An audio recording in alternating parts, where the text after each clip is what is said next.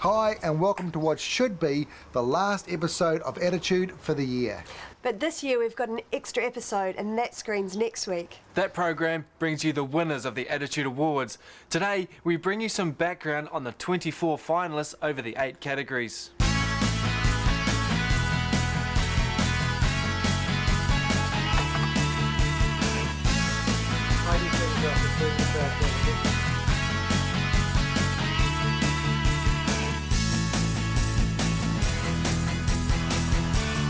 What a beautiful swim.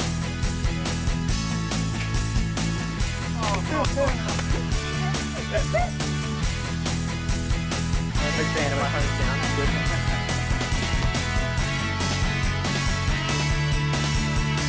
The goal of the awards is quite simple.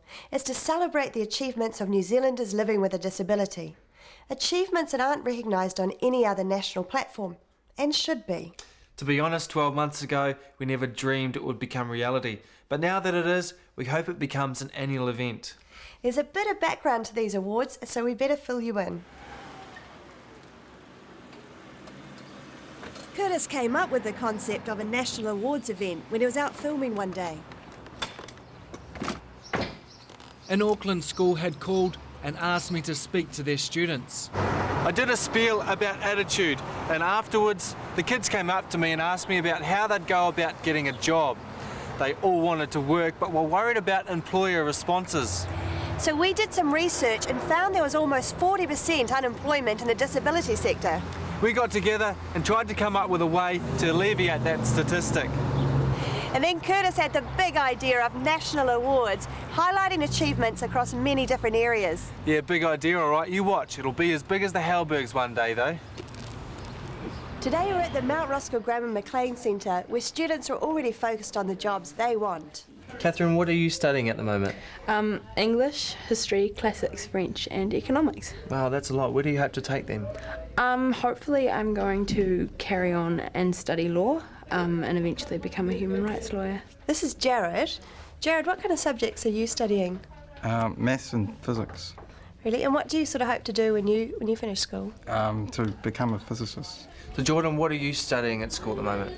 I'm English, Maths, Economic and Computers. Wow. So what do you want to do with those subjects? I'm probably a social worker.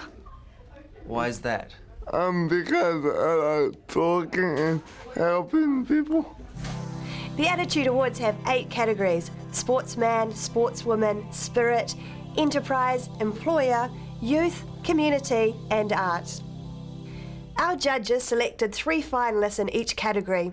The finalists for the Youth Award are Zachary Best. Kerry Bonner. And Red Nicholson. A trip down Auckland's Ponsonby Road is research for 21-year-old Red Nicholson. So what's your favourite part of town? Kingsland. I'm a big fan of my hometown, it's good. As a power chair user, he's experienced plenty of frustration over accessibility. A media and communications student, Red opted to use his knowledge and skills to write about access around Auckland. For the past year, Red's travelled all around the city, rating everything from hotel bedrooms to restaurant bathrooms, loading it on his website blog, walkingisoverrated.com. Prego, mate. Yep. How was it? Good, man. Missing a few photos of it, but good. Even you can get straight through, nice ramp. Red's maintaining his website while studying and holding down a job with advertising giant Saatchi & Saatchi. He reckons he'll always advocate for others. A lot of people spend their whole lives trying to find their calling or what they want to do with their lives. You know, where's their place? And I've been given it on a silver platter, and I think I have a certain obligation to make sure I follow that through, you know, and actually and try my best to make a difference. I don't pay it because it's easy. I pay it because it provides me with a challenge. Kerry Bonner is a Paralympian, advisor, advocate and mentor. Her cerebral palsy is no barrier to her achieving what she wants and believes this is the strongest message she can give to other young people. I've always been a positive person, so I don't dwell on my disability. She's also giving back to those organisations that have supported her dreams. She coaches junior sport for Parafed Canterbury as part of a CCS mentoring program and has taken on advisory roles with the Christchurch City Council and the National Youth Council. For me, that's about supporting other people. So perhaps they haven't had the opportunities I have. So helping them to see what opportunities they have and what life has to give despite their disability. Zachary Best showed an early passion for advocacy. Zachary is deaf. Last year, he set up an online forum for young deaf teenagers to discuss everyday issues. Soon after, he and his friends formed a national body for deaf youth. I have many passions.